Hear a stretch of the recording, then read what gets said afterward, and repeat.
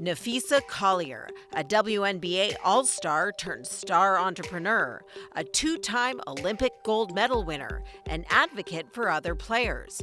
Collier co-founded Unrivaled, a new 3-on-3 women's basketball league with fellow player Brianna Stewart. The league offers the highest average salary in professional women's sports history and state-of-the-art facilities. The first season generating millions of dollars in ticket and merchandise sales.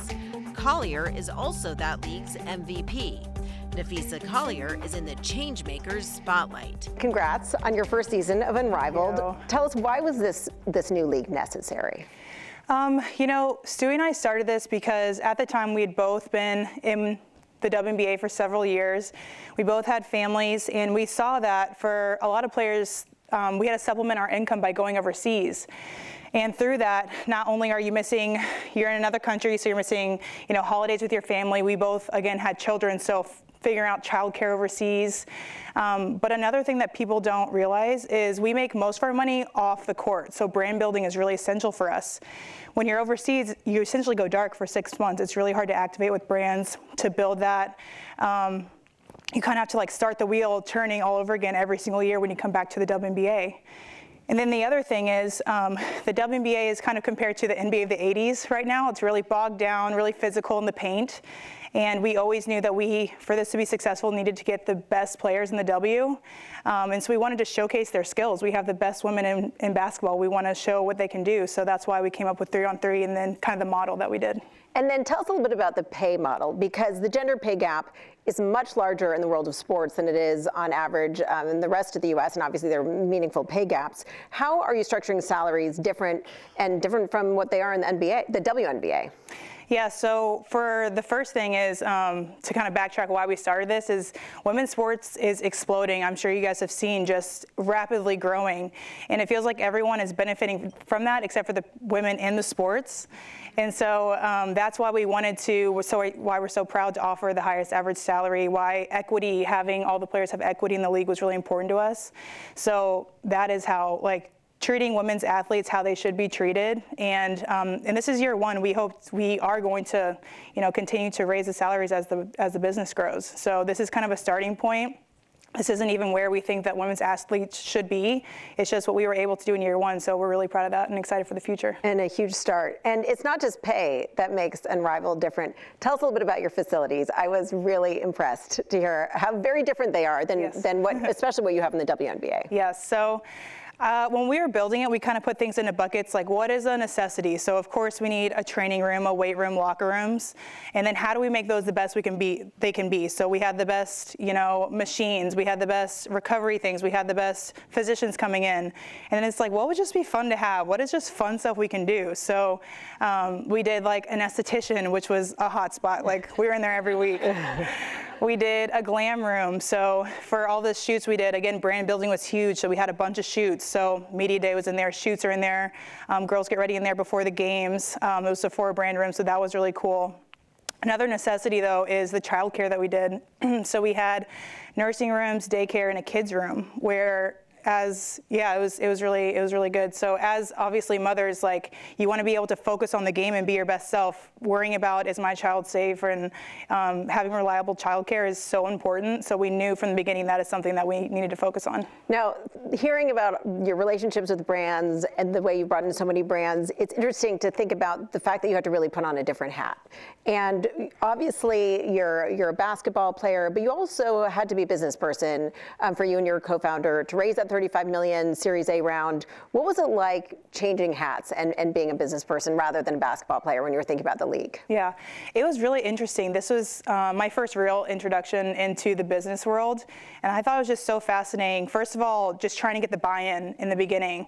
It was a little bit hard, honestly, harder than we thought it was going to be, because it's a whole new product that we're bringing to the table. No one knew what it was going to be. They've never seen that format before. How are we going to get the players to buy in? So getting the ball rolling in the beginning was hard, but once we, had those initial players, people can see the value in that. And so that was really fun to learn that and to kind of see, as a player, you're always like, why can't you give us more money? Why can't we do this? Why? And being on the business side, you kind of understand it a little more, which honestly, makes me feel more prepared to when I'm going into those negotiations in the W. Yeah, I'm going to jump ahead to some WNBA questions here, and then we'll go back to more about what you're building at Unrivaled, because you've said that the WNBA players are discussing the potential for a work stoppage as you negotiate about your new CBA, your collective bargaining agreement. What are you focused on right now? You say you're more prepared, but what are you looking for? I think, again, just knowing our value. We have more leverage now than we ever have as women's athletes, and just using that to our advantage. You know, we were really proud of our last CBA and the steps we were able to take, but we want to take even bigger steps for the CBA that we're in right now. And no one wants a work stoppage. We all want to play, of course. I think we're just preparing ourselves to where we know our worth, and we have to set our foot down at some point and demand that.